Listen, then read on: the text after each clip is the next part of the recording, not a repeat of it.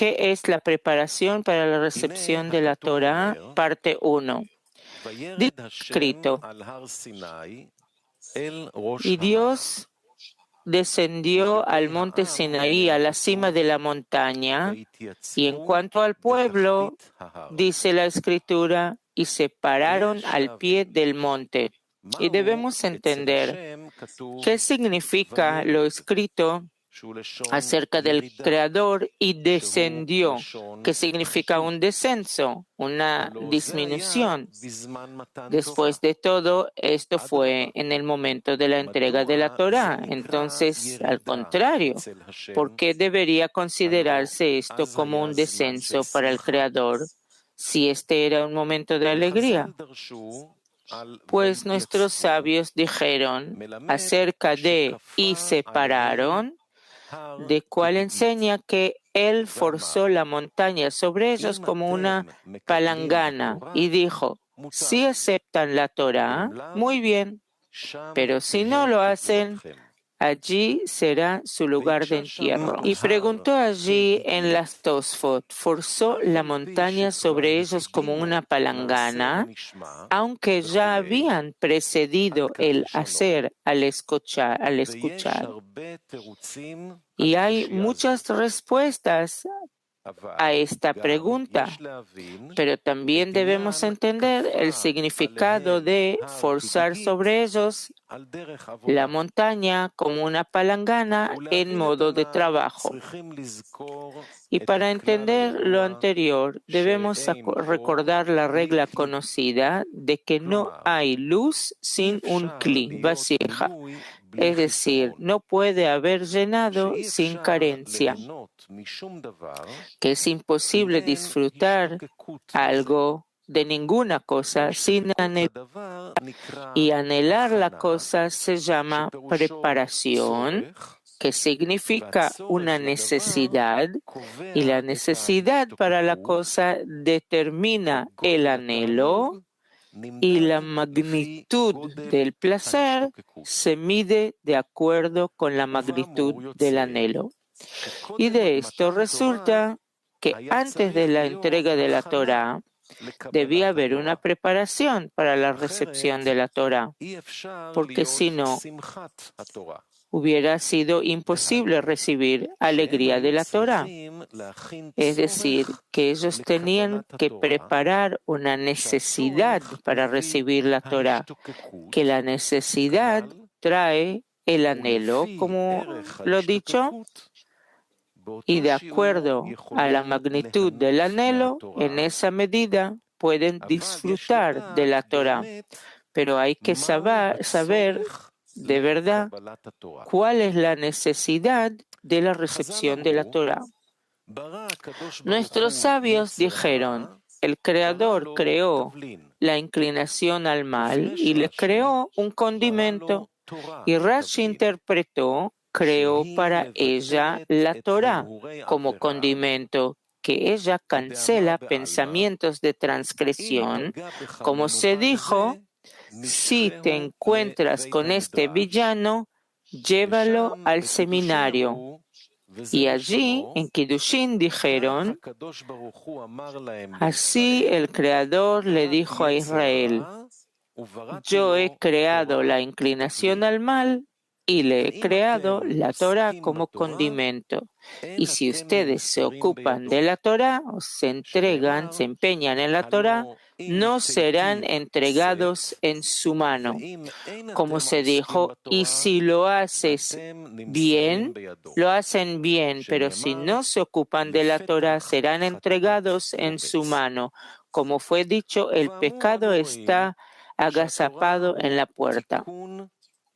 En consecuencia, vemos que la Torá es una corrección para salir del gobierno debajo del dominio de la inclinación al mal. Esto significa que aquel que siente que tiene inclinación al mal y siente que la inclinación al mal, con todos los consejos que le da al hombre acerca de cómo ser feliz y disfrutar de la vida, tienen como objetivo perjudicarlo, es decir, le obstruyen en lograr el verdadero bien llamado adhesión con el Creador. Esta es la razón por la cual el hombre dice al respecto que esta inclinación es mala y no buena. Pero es muy difícil para el hombre decir esto respecto de la inclinación, es decir, la inclinación al mal le hace comprender que le conviene preocuparse en cómo disfrutar de la vida, que sienta placer por las acciones que realiza, lo que significa que todas sus acciones sean solo para su propio beneficio. Y le hace comprender a la persona que debe conocer la regla de que todos los consejos que le brinda son con respecto a un solo pensamiento, su propio beneficio. Y a pensar de que a veces, cuando le dice que debería hacer en beneficio del prójimo, no es solo porque sí que le dice que trabajar para el prójimo, sino que esto es calculado de antemano, que este acto más tarde surgirá en beneficio para sí mismo, aunque haga para el prójimo. Por lo tanto, ¿cómo puede una persona decir de ella que es una inclinación al mal cuando ella le dice que le crea que no tiene ningún otro objetivo más que beneficiarlo y no el beneficio de nadie más?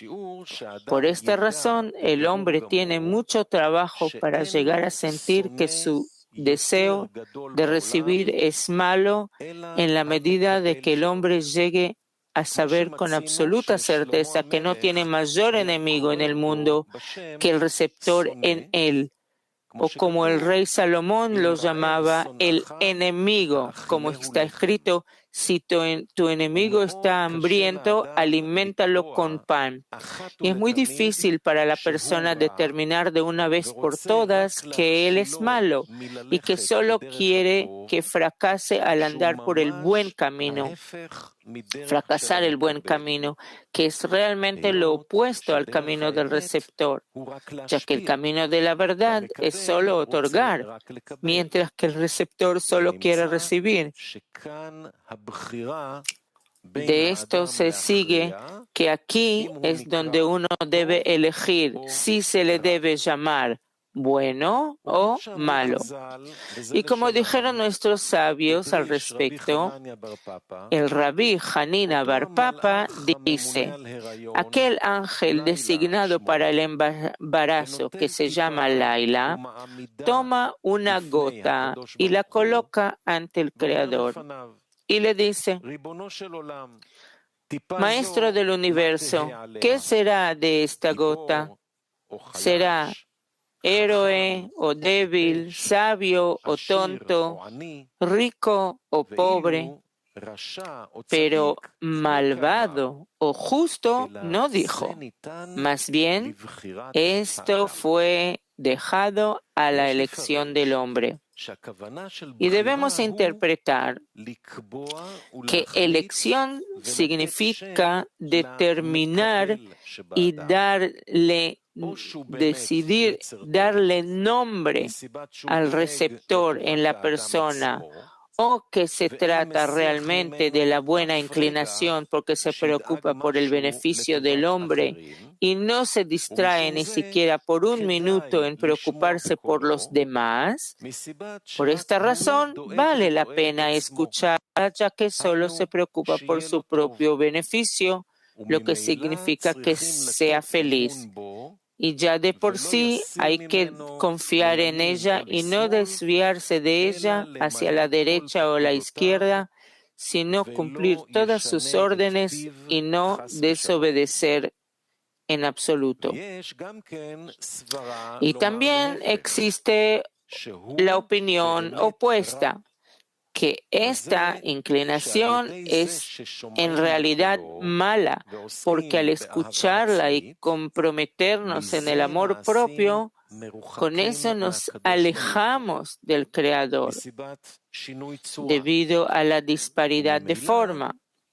Y ya de por sí, la cualidad del juicio rige sobre la persona, lo cual se hizo debido a la corrección del tzimtzum, restricción que se hizo a la luz de hacer el bien a sus creaciones. Por esta razón, el nombre del Creador, bueno y benevolente, no puede revelarse donde hay amor propio. Y por esta razón, la persona recae sobre la persona decidir de una vez por todas que el amor propio es el malo, es verdaderamente el malo y dañino para el hombre.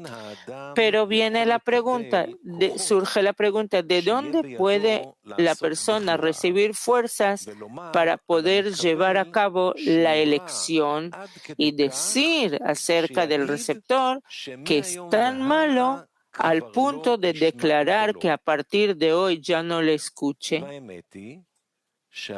Y la verdad es que esto también requiere la ayuda del Creador para que le muestre la verdad, que el receptor mismo es el mal y el verdadero enemigo del hombre.